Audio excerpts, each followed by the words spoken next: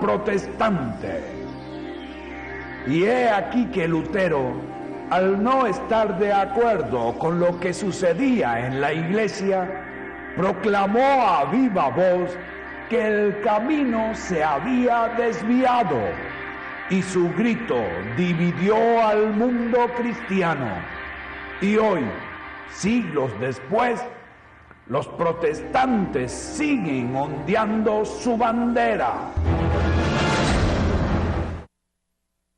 Amigos, sean todos bienvenidos a su programa Creencias Siglo XXI. Una vez más les acompaña Lisbeth González Giral, esta vez para llevarles otro tema. El día de hoy estaremos hablando acerca de la Reforma Protestante, un movimiento que se genera en el siglo XVI y que dividió la Iglesia Católica. Bueno, pero ¿por qué se genera este movimiento? ¿Cuál era el contexto que prevalecía entonces?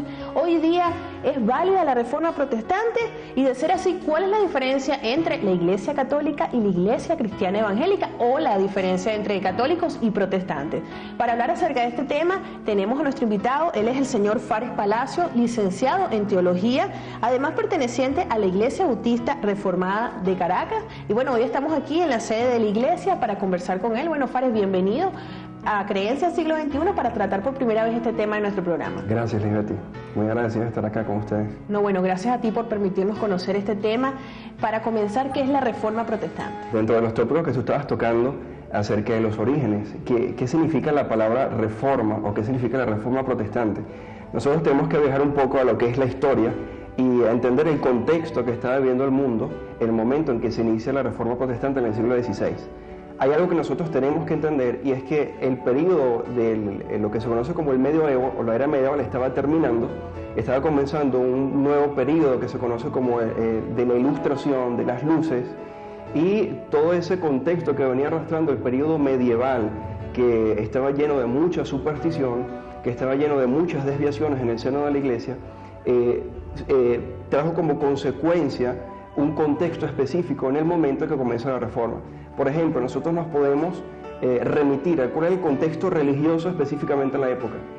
Cuando nosotros vemos las crónicas y las causas que dieron inicio a la Reforma Protestante, con la protesta que se hace por algunos frailes del mismo seno de la Iglesia Católica, una de ellas era la licenciosidad y la vida, por decirlo así, tan libertina y grosera que estaban viviendo los cardenales, los obispos y los sacerdotes. En lugar de ser un ejemplo de piedad para las personas, ellos podían ser encontrados con cualquier persona del vulgo en cualquier parte de Europa, embriagados o viviendo en varias disoluciones. Algunos de ellos, incluso en algunos pueblos de Alemania, cuando iban a traer a un nuevo cardenal, le exigían al cardenal que éste tenía que traer su concubina, porque ellos temían por sus propias esposas. Entonces, todo eso abonado al contexto del temor que había en Europa con una inminente invasión de los turcos, que son los musulmanes. Europa se encontraba también bajo un azote de varias plagas. El sentimiento general de Europa era que había un juicio de Dios sobre el mundo. Nosotros creemos que eso forma parte de la soberanía de Dios y de su providencia, que estaba trabajando para sacar a la luz o que se eferveciera todo este movimiento. ¿Pero tú crees que se había un juicio, o sea, que la percepción de la gente era que había un juicio de Dios, los católicos tuvieran este comportamiento? Bueno, los católicos precisamente eran los que estaban convencidos de eso. La población en general era católica en Europa. ¿Cómo? O sea, no entiendo, porque sí. ¿Cómo estaban convencidos de esto y actuaban de una forma contraria? Ok. Yo me refiero, tenemos que hacer una separación. Estamos hablando del clero y estamos hablando del laicado. La gente de las provincias de Europa estaban convencidos de que esto era un juicio de Dios. ¿Por qué? Precisamente por el grado de depravación que estaba viviendo la misma iglesia, el mismo seno de la iglesia católica. Dentro del seno de la iglesia católica ya había algunos pre-reformadores, habían hombres como Juan Hus, que fueron quemados en la hoguera, Wycliffe, y diferentes personas que quisieron levantar su voz, pero la iglesia católica los aplastó. Muchos de ellos fueron a la hoguera, fueron muertos, martirizados. Pero las condiciones políticas, incluso en Alemania en este tiempo, que es donde comienza esa reforma, eran diferentes. Entonces, por una parte, para responder a tu pregunta, había un sentimiento de que sí había un juicio de Dios sobre el mundo, pero por otra parte había una vida licenciosa de parte del clero, que esa era la contradicción. Lo que debían ellos vivir de piedad no lo estaban viviendo. Ahora, ¿quién, digamos, levanta la voz por primera vez y dice, no, esto ya tiene que parar? Y surge la Reforma Protestante. Bueno, un personaje central que todas las personas, pienso muchas personas han visto, ha sido Martín Lutero. Martín Lutero fue un fraile agustino que tiene una trayectoria, una vida bien particular. Lutero nace en el seno de una familia católica, ¿ok? Y muy humilde. Él era hijo de un minero llamado Hans Luther y su madre Margarita Siglar. Y ellos fueron educados, Lutero fue criado en una disciplina religiosa católica. Sin embargo, a pesar de eso, su padre, que era minero, era pobre. Él, con el tiempo, por sus esfuerzos propios, creen los cronistas, él comenzó a tener una situación de dinero acomodada y él comenzó a tener ambiciones acerca de su hijo. Entonces es cuando se decide que Lutero va a comenzar sus estudios. Él comienza a estudiar, él va a la universidad, él se prepara desde la perspectiva académica, y en esta interacción que él comienza a estudiar, por decir, los escolásticos, la filosofía, que fue una de las materias que él estuvo estudiando, él se encuentra con la Biblia. Para sorpresa de Martín Lutero, no todavía convertido, no todavía convencido de esto que estamos hablando, él se da cuenta de que la Biblia presenta mucho más de lo que los sacerdotes, cardenales y obispos estaban presentando precisamente en sus misas. Fares, tenemos que hacer una pausa y al regreso, bueno, vamos a estar hablando de los planteamientos precisamente de Martín Lutero. Ya venimos, amigos, con más de Creencias Siglo XXI. El movimiento reformador en Europa causó un impacto en todas las regiones de Europa. Y nos hacemos la pregunta, ¿cómo llega la reforma aquí a nuestro país? Es una historia, yo diría, realmente corta. Si nosotros nos ubicamos en la historia de la Iglesia Evangélica Protestante de Venezuela, vemos que el movimiento evangélico o el movimiento protestante europeo se movió primero hacia Norteamérica, con todas las inmigración que hubo de los países europeos hacia los Estados Unidos de Norteamérica. Posteriormente, básicamente, movimientos de la iglesia anglicana, de la iglesia bautista, hicieron su trabajo misional hacia Centro y Suramérica. Y así es como llega a Venezuela el movimiento protestante evangélico. Sin embargo, no llega a Venezuela de una manera directa la reforma. Nosotros creemos que la historia de la iglesia reformada en Venezuela es muy reciente.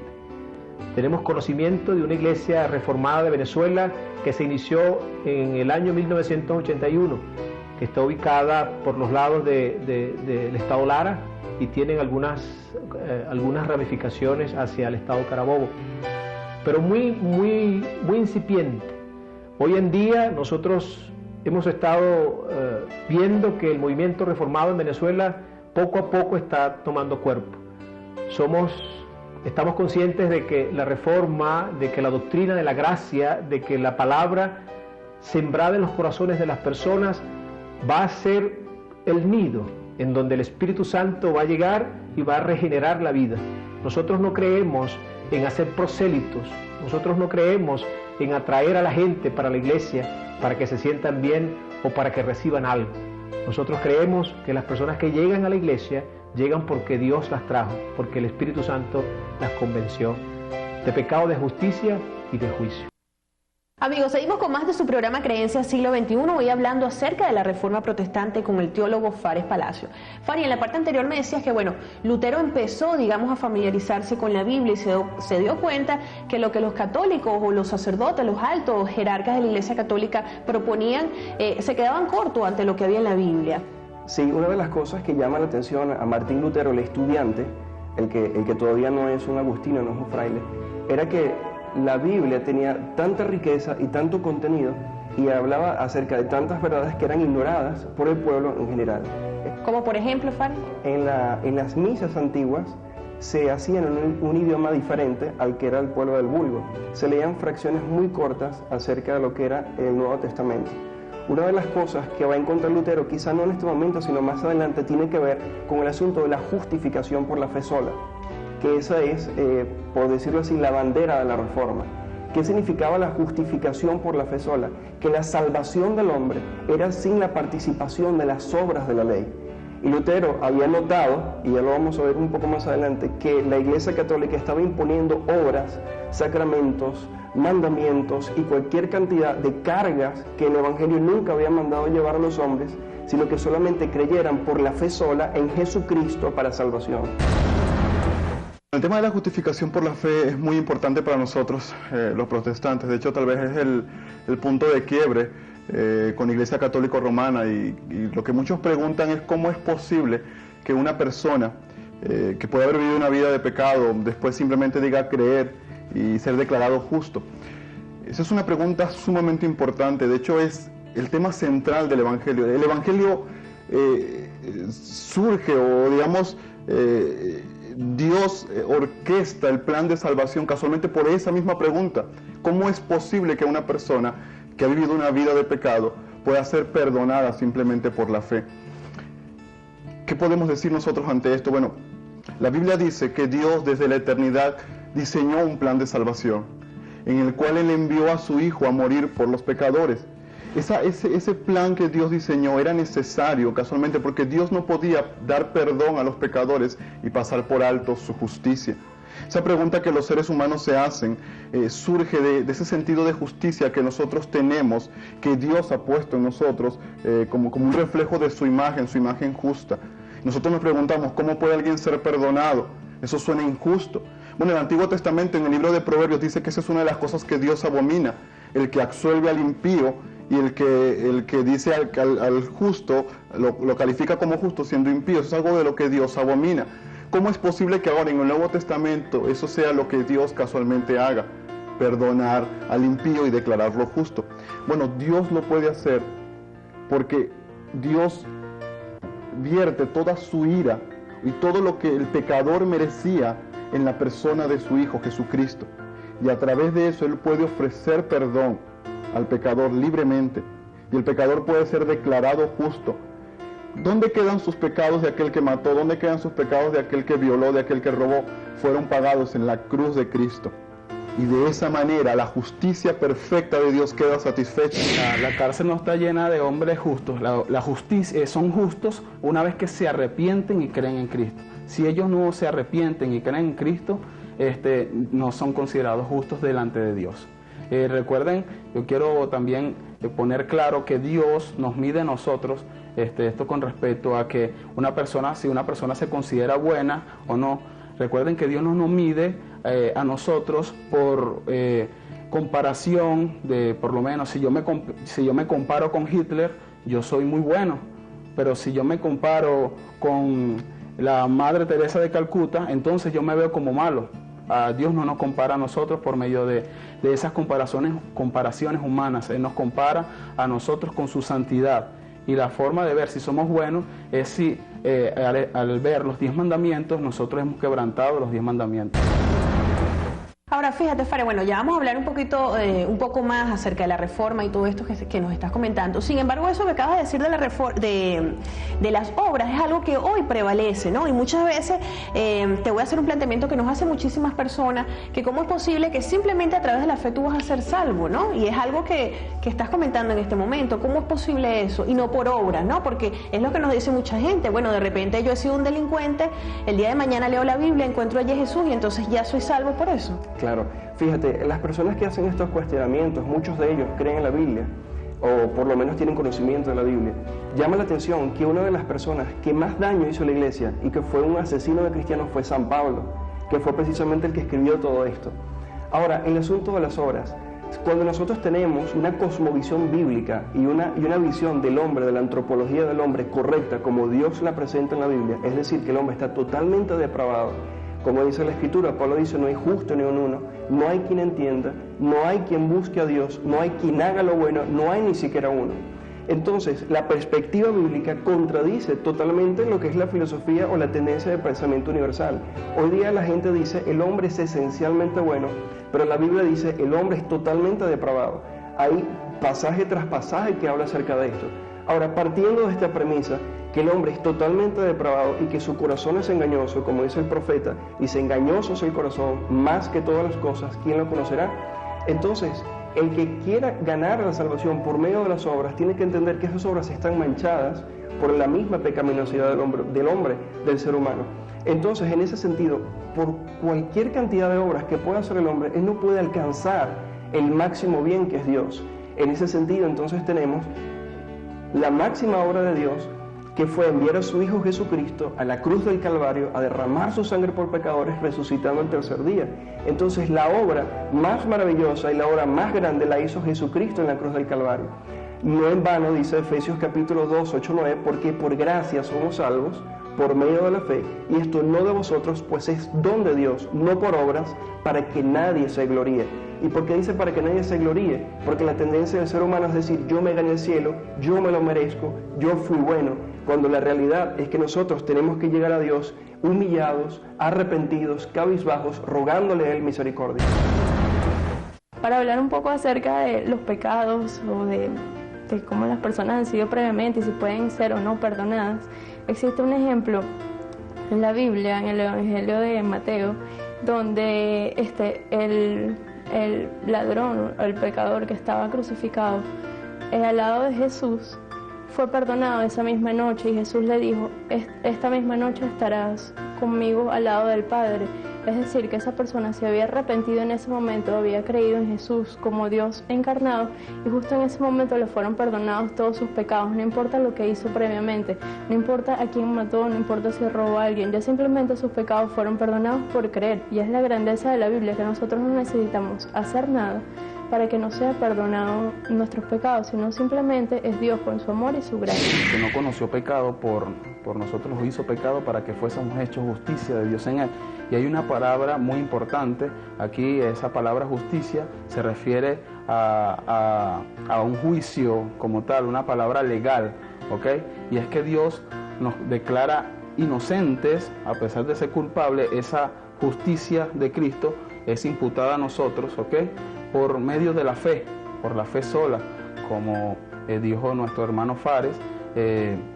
Yo creo que es importante que se entienda esto, no es por obra, como dice Efesios 2, 8 y 9, porque por gracia sois salvos por medio de la fe, y esto no pertenece a nosotros, sino es un don de Dios, no por obra para que nadie se gloríe. Es importante que tener claro que es únicamente a través de la fe que podemos ser salvos, ¿ok? Y esto es poniendo nuestra confianza en Cristo. Cristo predicaba el Evangelio diciendo arrepentíos y creed. Entonces es importante la palabra arrepentimiento, ¿ok? Arrepentimiento es que yo voy caminando de espalda a Dios, y Dios en su gracia y su misericordia hace que nos demos cuenta de nuestro pecado, de nuestra vida, que estamos muertos en nuestros delitos y pecados, y entonces cuando nosotros caemos en cuenta que no podemos hacer nada, clamamos a Él por misericordia y Él endereza nuestra vida, y ahora empezamos a caminar hacia Dios. Ahora, Fares, volviendo otra vez a la reforma, que es nuestro tema que nos reúne el día de hoy, ¿qué otro planteamiento hace Martín Lutero?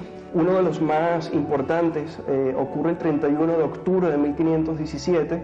Martín Lutero, ya habiendo tenido información de algo que fue una vulgaridad en el tiempo, que fue las indulgencias, León X, él que había sido influenciado por este movimiento de Renacimiento, él quería reedificar la Basílica de San Pedro y hacer una obra monumental. Nosotros vemos entonces que la importancia, o el plan que tenía Roma para ese tiempo, era edificar un imperio y construir. Ahora la pregunta era, ¿de dónde iban a salir los fondos para hacer esa basílica? Entonces los fondos iban a salir de aquella otra protesta que se hacía en contra del clero, que era la supresión en cuanto a los diezmos, en cuanto a las ofrendas. Entonces se creó, no se creó, ya se venía utilizando, pero se afianzó el tema de las indulgencias.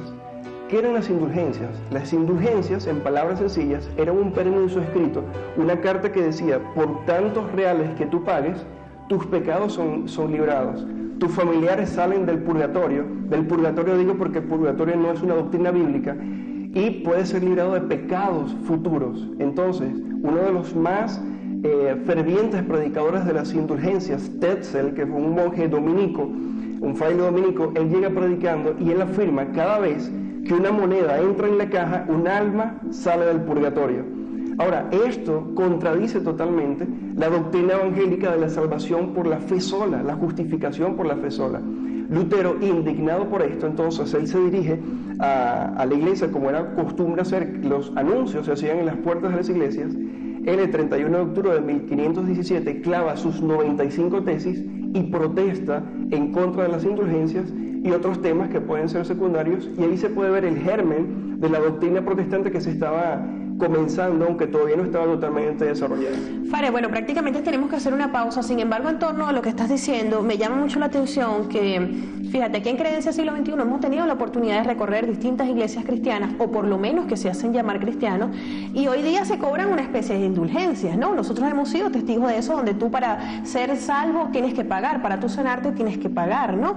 Y en torno a lo que estás diciendo también del dinero, me conseguí con muchísima información en torno a la Reforma Protestante, que por lo menos la nobleza en Alemania vio, o no toda la nobleza, pero parte de ella, vio en la Reforma Protestante la oportunidad de recuperar su posición económica, ¿no? Entonces, bueno, yo creo que no era una contradicción, porque, o sea, se ve que prácticamente buscaban era un bien económico, más que espiritual o religioso. Entonces vamos a hacer una pausa y al regreso estaremos hablando acerca de esto, amigos. Ya venimos.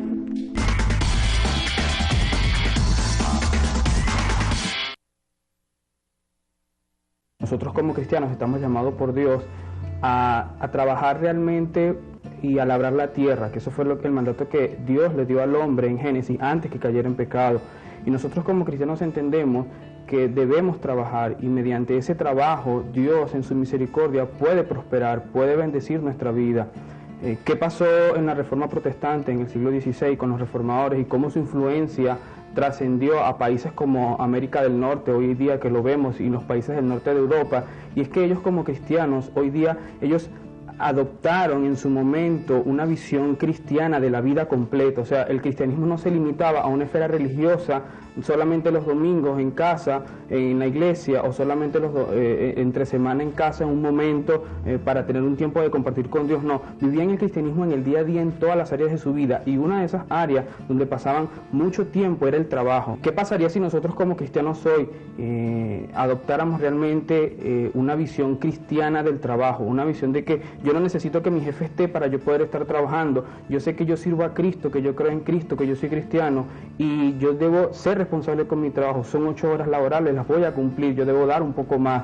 Yo pienso que si los cristianos en Venezuela realmente tomaran el mensaje del Evangelio en serio, como la Biblia lo plantea, muchas cosas cambiaran. Y nosotros pasamos hasta 8, 12 horas en nuestro trabajo. Nuestro trabajo realmente sería diferente, y nuestra nación sería completamente diferente si nosotros como cristianos nos dedicáramos a hacer lo que debemos hacer, sirviendo a Cristo como nuestro Rey. Amigos, seguimos con más de su programa Creencia Siglo XXI, hoy hablando acerca de la Reforma Protestante con Fares Palacios. Él es teólogo protestante de la Iglesia Bautista Reformada. Antes de continuar, quiero invitar a todos nuestros amigos que quieren participar en nuestro programa, que quieren darle a conocer a Venezuela y Latinoamérica su creencia, bueno, que nos llamen al 0426-220-3323 para que se comuniquen con el equipo de producción y, bueno, puedan darle a conocer a todos cuál es su creencia, cuál es su religión. Fares, fíjate, en la parte anterior tú hablabas que una de las banderas, por decirlo de alguna forma, de Martín Lutero es el tema de las indulgencias, ¿no? Que cobraban en ese entonces por ser salvo. Hoy día, en Creencia Siglo XXI, tenemos imágenes de iglesias que cobran para tú ser salvo, que cobras para recibir el mensaje de Jesús, y otras cosas que tú dices, bueno, o sea, de verdad que es impresionante, ¿no? E incluso estuve leyendo, como te dije en la parte anterior, que en ese entonces, en Alemania, ¿no?, parte de la nobleza, una vez salen las ideas de la Reforma Protestante, bueno, ven en la Reforma la oportunidad de recuperar su posición económica que habían perdido, y bueno, la idea era quitarle las riquezas a la Iglesia Católica para ellos tenerlos, ¿no? Entonces hay una especie de contradicción, porque lo que ustedes criticaban lo hicieron realmente. No todos, porque no podemos generalizar, pero sí un grupo importante. Claro, lo que pasa es que nosotros tenemos que hacer una discriminación en lo que es el reformador como tal, lo que plantea Martín Lutero, lo que plantea hombres como Melanchthon o otros reformadores, y quién se estaba beneficiando de eso. Por ejemplo, una de las cosas que se criticaba era que la Iglesia Católica tenía todas las tierras, y los obreros que eran oprimidos trabajaban en las tierras de la Iglesia Católica. Nosotros, para poder entender esto, tenemos que hacer una discriminación entre lo que son los reformadores y los que nosotros creemos realmente cristianos o convencidos del Evangelio, y de hombres políticos utilizaban lo que estaba sucediendo para librarse del yugo de Roma. Nosotros tenemos que recordar algo: Roma mandaba sobre toda Europa, y muchos políticos vieron en la Reforma Protestante la oportunidad de quitarse ese yugo. Ahora, nosotros podemos interpretar eso de muchas formas. Para ellos fue liberarse de un imperio, del yugo que los tenía subyugados, de la pobreza, de diezmos y de ofrendas estrafalarias que tenían empobrecidas las regiones. Entonces muchos de los duques, muchos de las noblezas, de emperadores, de reyes y de otros hombres que estaban en gobierno, vieron en las doctrinas de la Reforma Protestante una oportunidad también de separarse de aquello que les estaba causando tanto daño. ¿Cómo saber o cómo nosotros podemos ver que la influencia y el propósito de la reforma era espiritual y no económico o abarcaba a otras áreas de la vida? Sencillamente porque el Evangelio y lo que llevó la reforma es a un cambio interno del hombre, Su propósito y el propósito del Evangelio es cambiar al hombre completamente. Un hombre egoísta que piensa en sí mismo, que solamente sus intereses él. Cuando el Evangelio y la Reforma Protestante llega a la vida de una persona y asume el Evangelio por fe, su vida cambia completamente y eso va a tener repercusiones en todas las áreas de su vida. En su vida familiar va a ser un mejor padre, en su vida laboral va a ser un mejor trabajador, y por eso en el siglo XVI los países del norte de Europa progresaron mucho más, porque ahora tenían a una persona que no solamente iba a vivir como cristiano un día a la semana, sino que iba a vivir como cristiano los 7 días de la semana. Evidentemente eso iba a repercutir en toda su faceta, en la parte económica, en la parte familiar, educativa, y eso iba a repercutir con todo, como se ve hoy en día. Pero fíjate, Suárez, se pudiera interpretar así, ¿no? Como que querían liberarse, ¿no? En un cierto sentido, de ese yugo que tenía la Iglesia Católica. Pero también se pudiera dar una lectura que, bueno, lo que querían era seguir prácticamente la misma sinvergüenzura que señalaban de la Iglesia Católica. Porque en el caso de Enrique VIII en Inglaterra, por ejemplo, él inicialmente apoyaba la Reforma Protestante o se separó de la Iglesia Católica porque el Papa no lo casó con su amante, estando él casado, ¿no? Sí. En el caso de los seguidores de Martín Lutero, tú veías que salieron un grupo de personas a decir, bueno, que había que quemar las imágenes religiosas, que había que repartir todas las riquezas de los católicos. O sea que aquello fue una sinvergüenzura más que todo, ¿no? Se puede leer así. Y por eso Martín Lutero procuraba que se guardara un orden, porque las ideas de él fueron de tal forma que influenciaron a personas, incluso Carlos Tadio, que fue el que tomó esa línea radical de lo que fue la Reforma Protestante, fue censurado y reprochado por Lutero. Lutero estuvo más o menos 9 meses en un castillo escondido hasta que fue llamado a comparecer de nuevo a Alemania por los desórdenes que había causado este hombre, pero lo reprochó. El asunto es que Lutero ni estaba de acuerdo con esto, ni tampoco él secundaba las intenciones de algunos nobles. Ahora, te tengo que decir que la mayoría de los nobles que estaban allá habían adoptado la confesión y las crónicas nos hablan a nosotros que habían sido honestos en eso. Obviamente, siempre en este mundo terrenal va a haber una mezcla entre lo que es diferentes intenciones de personas. Sin embargo, la médula de lo que había dado fuerza a la Reforma Protestante, que era la reforma de la religión, y era establecer aquella doctrina antigua de la justificación por la fe sola para la salvación por el medio de Jesucristo, seguía allí. Entonces podemos hacer esa discriminación. Pero tú crees que, bueno, hoy día cuando tú evalúas lo que fue la Reforma Protestante, bueno, valió la pena que Martín Lutero hiciera prácticamente nos separara la Iglesia Católica con toda esta serie de personas que salieran, bueno, a defender sus intereses, ¿no? Y lo vemos hoy día, como yo te decía en la parte anterior, hemos incluso grabado iglesias donde tú para ser salvo tienes que desembolsar, no un monto pequeño, o sea, tienes que desembolsar millones. Valió la pena porque el que un fraile agustino se enfrentara contra un imperio tan grande como era la Iglesia Romana, sacudió al mundo. De hecho, algunos historiadores creen que la Reforma Protestante fue el segundo acontecimiento más grande después del inicio del cristianismo. De hecho, nosotros estamos en el año 2012 después de Cristo, y eso tiene una importancia y una relevancia en el mundo actualmente. Valió la pena porque lo que estaba batallando Martín Lutero era la salvación de las almas. Ese era su gemir. El deseo de él era la salvación del pueblo, era la salvación de las almas, era quitar aquellas cadenas que estaban impidiendo que las personas vieran la luz del Evangelio, de la justificación por la fe sola. Entonces valió la pena por eso. Si providencialmente eso no hubiese ocurrido, entonces la oscuridad que había sorrido Roma sobre el mundo hubiese seguido. Ahora, no voy a partir de hipótesis de qué hubiese pasado. Sé que sucedió y de que esa reforma tiene implicaciones hoy día. Tú me hacías referencia acerca de que eso está sucediendo hoy día. Y nosotros estamos conscientes de eso. Incluso dentro del mundo del evangelicalismo, Nosotros tenemos que hacer una división entre quienes creen en el Evangelio, entre quienes creen en la Biblia y entre aquellos que son mencionados en Pedro. Por lo menos Pedro menciona de que van a venir falsos profetas que van a hacer mercadería de la fe. Y nosotros vemos hoy en día vemos eso. ¿Cómo lo vemos? Vemos personas que están con la teología, la falsa teología de la prosperidad, que te dice de que todo aquel que crea en Cristo tiene que ser rico, tiene que tener un buen carro, tiene que tener una buena casa, cuando nosotros vemos el ejemplo de Cristo que no tenía dónde acostar su cabeza. Ahorita vemos un nuevo movimiento de apostolado y vemos a estos apóstoles con cadenas de oro exigiendo a la persona grandes sumas de dinero, pero vemos que casi todos los apóstoles murieron martirizados y sin nada. Entonces es una contradicción tremenda lo que este movimiento, que yo no lo llamo evangélico, ni ortodoxo, ni bíblico, que se llama evangélico, está haciendo, podría ser una semejanza de lo que sucedió en el pasado. Bueno, Fares, tenemos que hacer una pausa. Al regreso me vas a comentar, bueno, si en base a lo que estás diciendo, el ser humano viene acá a sufrir, a vivir en la miseria, tomándote un poco las palabras que estás diciendo, y además también conocer a Juan Calvino, ¿no?, que es uno de los líderes también de la Reforma Protestante, y es por la que la iglesia a la que tú perteneces sigue. Hacemos una pausa, amigos, y al regreso esta respuesta, ya venimos. Hay un versículo que dice: porque de tal manera amó Dios al mundo que ha dado a su Hijo unigénito para que todo aquel que en él crea no se pierda, mas tenga vida eterna. Cuando cualquier persona normal y corriente, Dios toca su corazón, abre su entendimiento para que llegue a entender su palabra, para que le resplandezca, como dice la palabra de Dios, la luz de Cristo, algo impresionante que algunas personas no pueden entender.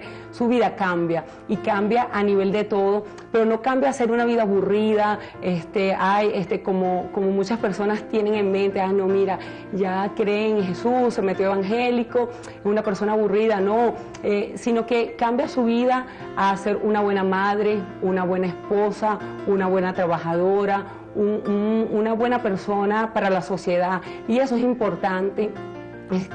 Algo que nos demuestra de verdad que somos hijos de Dios es el testimonio que nosotros podemos dar a otras personas, ver cómo Dios nos influencia a través de su palabra para la crianza de nuestros hijos, cómo nosotros podemos tomar principios de la palabra de Dios para la relación con nuestra pareja, para solucionar conflictos en el hogar, cómo Dios puede guiar nuestra vida y cambiar a ser mejores personas en nuestra sociedad. Y eso es algo que nosotros podemos o debemos captarlo a través de la palabra de Dios, a través de la lectura, a través de la comunión que nosotros tengamos con Él. Nosotros nos alimentamos de eso y podemos ser de ayuda y de buen testimonio a otras personas.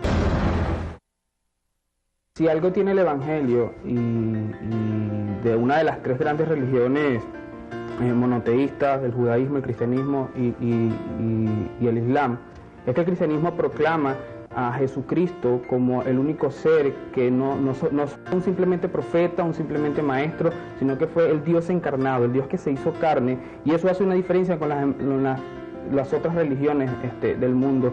Eso hace que el cristianismo sea un cristianismo exclusivo, el mensaje que nosotros predicamos, y nosotros lo predicamos porque lo creemos de la Biblia, porque la Biblia a su vez manifiesta esa revelación encarnada de Jesucristo como Jesucristo hombre. El Dios encarnado vino a la tierra y se hizo hombre. Eso hace del Evangelio un cristianismo y un mensaje exclusivo. Por eso es que se dice, y dice la Escritura, que solamente Él es el camino, la verdad y la vida. Nadie vendrá al Padre sino a través de Jesucristo.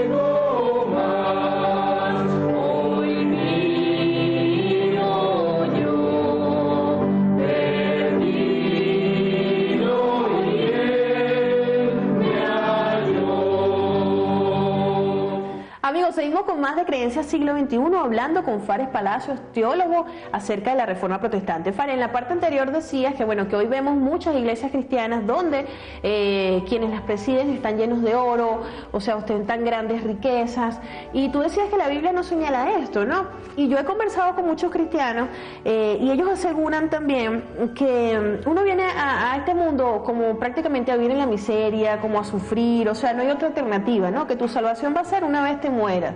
Entonces, háblame un poco de esto. ¿Ustedes ven así la vida? Bueno, mira, esa afirmación que tú acabas de hacer es típica del pensamiento de una filosofía posmoderna, donde hablan, bueno, por lo menos el existencialismo. Dice, yo vengo en este mundo y existo, no sé para qué existo, estoy condenado a sufrir y a morir.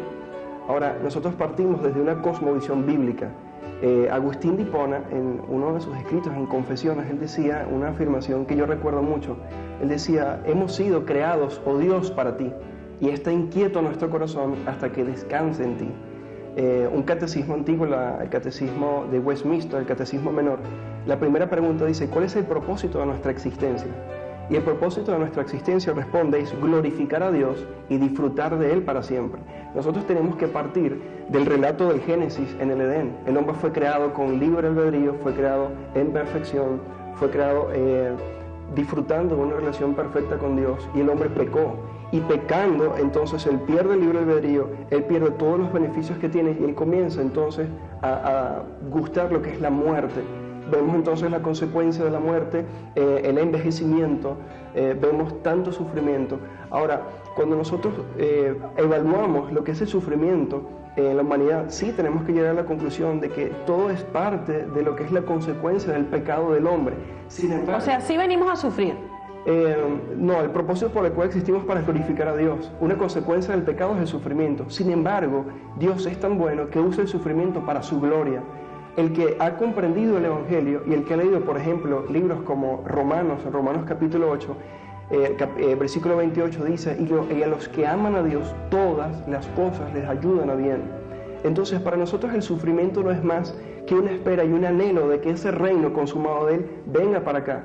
Cada vez que cada uno de nosotros sufre, nosotros sufrimos muchas aflicciones, a veces tenemos enfermedad, a veces podemos tener la pérdida de un familiar, situaciones financieras. El sufrimiento es una realidad en nuestra vida, pero tenemos que comprender que el gozo, la alegría que tenemos, se mezcla con ese sufrimiento porque vivimos en un estado de imperfección. Nosotros estamos esperando la consumación de ese reino, que muchos rezan, dicen, venga tu reino. Estamos esperando esa consumación donde la tristeza, donde el sufrimiento, donde todas estas cosas que nos afligen van a desaparecer. Entonces, ¿cómo se tiene la certeza de eso, Fares? Nosotros tenemos esa certeza por la fe. Fíjate que yo te vengo hablando de la justificación por la fe sola. Esa certeza la da el Espíritu Santo, que nosotros creemos es la tercera persona en la Trinidad, que convence a los hombres de pecado, de justicia y de juicio. Nosotros creemos en un culto racional y creemos que la palabra de Dios es una revelación especial de Él. Y por medio de esta palabra de Dios revelada viene la fe, por el oír la palabra de Dios. Ahora, esa certeza que tiene la persona tiene que experimentarla ella en su propia vida. Puedo decir particularmente que la vida de los protestantes no es para nada aburrida. Simplemente, hasta en cierto punto, uno puede tener una mayor felicidad porque muchas cosas ya pierden importancia. Y no llega a ser una vida aburrida, sino más bien una vida en la que hay que trabajar mucho, sí se tienen muchas luchas, pero con la ayuda de Dios uno puede seguir adelante. Fares, nos queda muy poco tiempo. Sí. Juan Calvino, ¿quién era? ¿Qué significó para usted? Bueno, para nosotros Juan Calvino es uno de los más grandes teólogos que ha existido en toda la historia de la Iglesia. Incluso algunos piensan que él, después de Pablo, fue el más grande teólogo del cristianismo, después de Agustín. Juan Calvino fue aquel que sistematizó toda esta doctrina que había planteado, o mucha de la doctrina que había planteado Martín Lutero, que había planteado Agustín también. Una de las obras relevantes de Juan Calvino es la institución de la religión cristiana. Y Juan Calvino plantea 5 puntos acerca de lo que es el Evangelio. Y esos 5 puntos son, creemos nosotros, el Evangelio en su condensación. ¿Cuáles son esos 5 puntos? Él habla en primer lugar acerca de la depravación total del hombre. Juan Calvino plantea, y no Juan Calvino, nosotros creemos que es una sistematización del Evangelio, que el Evangelio enseña que el hombre está totalmente depravado, que está perdido y que no tiene forma de salvarse. Por como está perdido, entonces es necesario que él sea elegido por Dios. Una de las doctrinas distintivas de lo que se conoce como el movimiento calvinista es la predestinación o la elección. Ahora, esa elección es incondicional. El Evangelio dice: no me elegisteis vosotros a mí, sino que yo os elegí a vosotros y os he puesto para que vayáis y llevéis mucho fruto. ¿Okay? Tenemos entonces la expiación limitada, donde él enseña que el Evangelio muestra, por ejemplo, en Mateo capítulo 1, versículo 21, que Jesús vino para quitar los pecados de su pueblo. Es decir, que él derramó su sangre en la cruz del Calvario para salvar a la iglesia, y fuera de la iglesia no va a haber salvación. Otro punto que plantea Juan Calvino es la expiación limitada, que se refiere es la gracia irresistible, la gracia irresistible, que dice que finalmente los que son de Dios van a venir como un pastor llama a las ovejas. Hay un capítulo muy bonito en el Evangelio de Juan, capítulo 10, dice: mis ovejas oyen mi voz y yo las conozco y me siguen y yo les doy vida eterna. Fares, tenemos que hacer una pausa, al regreso vas a seguir conversando acerca de esto, pero en torno a Juan Calvino, yo, estuve también leyendo muchísimo y también es un poco la percepción de otras personas que hemos entrevistado también de la Iglesia Católica, y cuando tú empiezas a indagar en la vida de Juan Calvino, wow, tú te encuentras con una persona que viene a imponer un radicalismo, ¿no? Incluso que difiere con la doctrina que había dicho inicialmente Lutero, y tú hablabas además inicialmente de la Inquisición, pero en cierto sentido Juan Calvino promueve la Inquisición. Al regreso vamos a saber por qué, amigo. Ya venimos con más de Creencias Siglo XXI. Yo creo que nosotros podríamos hablar mucho de las diferencias que existen entre los católicos y los protestantes. Me gustaría decir algo en cuanto a tal vez a las similitudes. Nosotros le damos gracias a Dios por cada verdad que es defendida, incluso en el bando que sea. Y le damos gracias a Dios porque los católicos defienden la divinidad de Cristo. Le damos gracias a Dios porque ellos hablan de la palabra de Dios como la Biblia, como la palabra de Dios. Le damos gracias a Dios por cada verdad que los católicos defienden y que es cierto. Pero tal vez el punto central de nuestra diferencia, y creo que es lo más fundamental, radica en esto mismo, la justificación por la fe, y lo que los reformadores llamaron las 5 solas: solo fe, solo Cristo, solo Escritura, solo gracia y solo a Dios la gloria. Nosotros creemos en estos pilares. Solamente somos justificados a través de la fe, a través de la persona de Jesucristo. Solo somos justificados por la gracia de Dios. Solo creemos en lo que la Biblia enseña. Y por lo tanto, todo se resume en que a Dios sea la gloria. Entonces, esa sería la diferencia fundamental. Sí hay otras cosas que tienen que ver con la veneración de María, sí hay otras cosas, pero son secundarias. Porque lo que tiene que ver con la justificación por la fe radica, o la importancia de esto subyace en el hecho de que eso depende la eternidad o el destino eterno del alma de la persona. Así que si una persona cree o está descansando en sus obras para justificarse y termina por eso perdiéndose en el infierno, entonces vemos lo trascendente de esto. Cuando Dios dice que la justificación es solo por poner la fe en Jesucristo. Si Dios, al que nosotros algún día le daremos cuenta, determina que la salvación es solo por la fe, y nosotros en nuestra obstinación queremos ganarnos la salvación a través de nuestras obras, entonces ¿qué sentido tiene? Que nosotros al final de cuentas nosotros tendremos que enfrentarnos o darle cuenta a ese Dios que ha creado el medio de salvación a través de la persona de Jesucristo. Así que nosotros vemos lo importante de esto, de este punto de quiebre, porque de eso depende el destino eterno del alma de cada uno de nosotros, cuando nos tengamos que presentar delante de Él.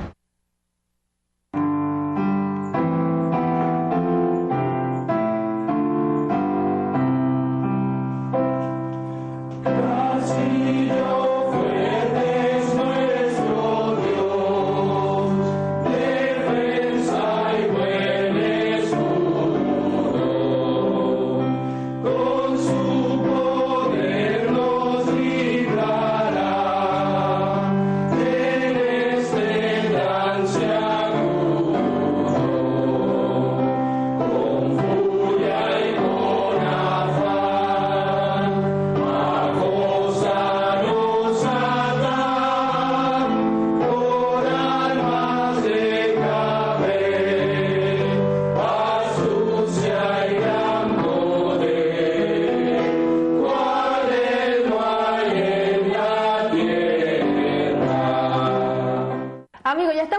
a Parte de Creencias Siglo XXI hablando acerca de la Reforma Protestante, y en la parte anterior yo te decía, Fares, que bueno, que cuando uno empieza a evaluar la historia o la vida de Juan Calvino, tú te encuentras con que era un hombre muy radical, ¿no? Él incluso promovió la Inquisición con Miguel Servet, ¿no? Que era un protestante también, que simplemente por decir algo en lo que él creía, que era que Jesús no era el Hijo de Dios, bueno, Calvino hizo lo imposible hasta que lo quemaron en la hoguera, ¿no? Y eso por decirte lo menos. Entonces... Bueno, mira, referente al caso de Servet, nosotros tenemos que ubicarnos en el contexto de Ginebra de ese tiempo. Hay un error, y yo creo que es un anacronismo, querer interpretar hechos que sucedieron en ese tiempo en nuestra generación. Nosotros vivimos en un tiempo que es totalmente diferente a los tiempos de Servet. La historia de Servet es bien interesante porque cuando nosotros vemos las crónicas, obviamente los enemigos de la fe reformada o protestante van a querer decir que Calvino hizo todo lo posible por quitarle la vida a Servet, cuando realmente es lo contrario. Él procuró y trató de que Miguel Servet, quien era un hereje que había negado la Trinidad y que constantemente estaba atacando al pueblo y las doctrinas de la iglesia, se fuera de Ginebra. Precisamente Servet se fue de Ginebra y él quiso volver cuando había una sentencia de muerte sobre él. Ahora, cuestionar el asunto... Promovida por Calvino. ¿Cómo? Promovida por Calvino. No, promovida por los que eran los líderes civiles que estaban ahí en ese entonces. Nosotros tenemos que evaluar eso desde una perspectiva también reformada. Nuestros enemigos van a decir obviamente que eso fue promovido por Calvino, pero realmente cuando tú analices los hechos objetivamente, se encuentra que hay evidencia de que Juan Calvino intentó que Miguel Servet no volviera. Ahora, el asunto fue que la muerte de Servet, que por muy duro que parezca, y nosotros no estamos de acuerdo con eso hoy día, pero tenemos que entender el contexto de esa época. Ginebra y Suiza estaban de acuerdo con la ejecución de ese hombre. Era algo parecido con lo que ocurre con la pena de muerte en algunos países, como en los Estados Unidos, en China, y en otras naciones donde hay delitos que le son imputados a algunas personas y son ejecutados. Eso formaba parte del derecho penal de esa nación. Nosotros no estamos de acuerdo con eso, y cuando decimos que somos calvinistas, no estamos de acuerdo con todo lo que Calvino dijo, pero sí estamos de acuerdo con lo precioso que él presentó de una teología centrada en la gloria de Dios, en la soberanía de Dios y en el evangelio de la gracia y en la justificación por la fe sola. Y también podríamos decir que un cierto radicalismo, porque cuando tú evalúas la historia, tú te das cuenta que una vez muere Miguel Servet, Juan Calvino se apodera prácticamente de Ginebra y instaura ahí una especie de dictadura, ¿no? Sí, cuando muere, o sea, nadie puede beber, nadie puede ir a teatro, sí, nadie puede hacer nada, o sea, todo eso es es una de las cosas que nosotros como bautistas diferimos. Nosotros creemos en la separación de la iglesia y el Estado. Una de las críticas que yo hago a Calvino en ese sentido es que él intentó crear un Estado eclesiástico. Y nosotros tenemos que comprender que aunque la iglesia debe tener una influencia en la sociedad, en el Estado, no tiene que ser un Estado como tal eclesiástico, que fue lo que sucedió. Incluso todos tenían que ir a la iglesia el día domingo, que era el día de reposo, tenían que cerrar las cantinas. Se practicaba por medio de los sínodos, iban a la ciudad e investigaban qué persona estaba viviendo bien y quién mal, para ver si podía o no tomar la cena del Señor, lo que es la Eucaristía el día domingo. Tú lo evalúas así hoy objetivamente, ¿no? Claro. Pero también nosotros hemos sido testigos de que se mantiene ese radicalismo de Juan Calvino hoy día en muchos sectores cristianos. Donde tú nada más para ser salvo, como yo lo dije hace un rato, tienes que tener la Biblia debajo del brazo, y todo lo demás es cuestión del pecado, o sea, todo lo demás implica que te vas a ir al infierno. Cuando tú hablas que Jesucristo es el camino, la verdad y la vida, tú estás planteando un solo camino, y nosotros no hemos negado que el mensaje del cristianismo es radical. Cuando hablamos que no hay camino al Padre si no es Jesucristo, y cuando hablamos del arrepentimiento Y para todo la lo demás está salvación, equivocado, Fares. la Biblia dice que hay un solo camino. ¿Sabes? Nuestra postura es protestante, yo soy evangélico, soy bautista y reformado, y creo que el camino para la salvación se encuentra solamente en Jesucristo. Sí es un mensaje radical. Cuando nosotros hablamos de la intolerancia religiosa, nosotros tenemos que diferenciar. Nosotros lamentablemente vivimos en una era, lo que los filósofos y los pensadores han llamado el posmodernismo, en lo que a todo se le llama, a todo aquel que profesa una verdad absoluta se le conoce como intolerante, y eso no es cierto. Nosotros creemos que existe la verdad de Dios y la verdad de su palabra, y nosotros hacemos bien a las almas y a las personas cuando nosotros proclamamos la verdad. Entonces nosotros, a pesar de que cuando decimos la verdad y decimos, mira, esto es lo que la Biblia enseña, somos juzgados como intolerantes y muchas personas nos ven como que estamos tratando de atacar a otros, en realidad lo hacemos en un acto de amor. Lo que nosotros deseamos es que las personas conozcan la verdad, porque como dijo Jesucristo, conocerán la verdad y la verdad os hará libres. La única manera de que las personas realmente puedan ser salvas, puedan ser libertadas de sus pecados, es a través del conocimiento de la verdad. Si nosotros no proclamamos la verdad, entonces las personas seguirán perdidas. O sea, es una manifestación de amor, no es intolerancia, no es un deseo simplemente de pelear con otros o de contradecir a otras personas. Es un deseo de que conozcan la verdad de Dios. Pero fíjate, Fara, estás diciendo que eres radical y nosotros hemos evaluado muchas veces en el equipo de Creencias Siglo XXI ese radicalismo que tú no ves en la Biblia, porque Jesús tú puedes ver que trataba a las prostitutas por igual, que trataba al mendigo, que trataba al leproso. Entonces, ¿cuál es el mensaje que ustedes siguen realmente? ¿Un mensaje adaptado a su modo de ver? No, lo que tenemos que separar es el radicalismo del legalismo. Nosotros, cuando hablamos de radicalismo, hablamos de que Jesucristo dice, quien quiera ser mi discípulo, despójase de todo lo que tiene y sígame. Ese es el mensaje radical. Sin embargo, nosotros entendemos que nuestro Señor comió con prostitutas, comió con publicanos y con pecadores. Y es que el asunto es que nosotros mismos tenemos luchas contra el pecado.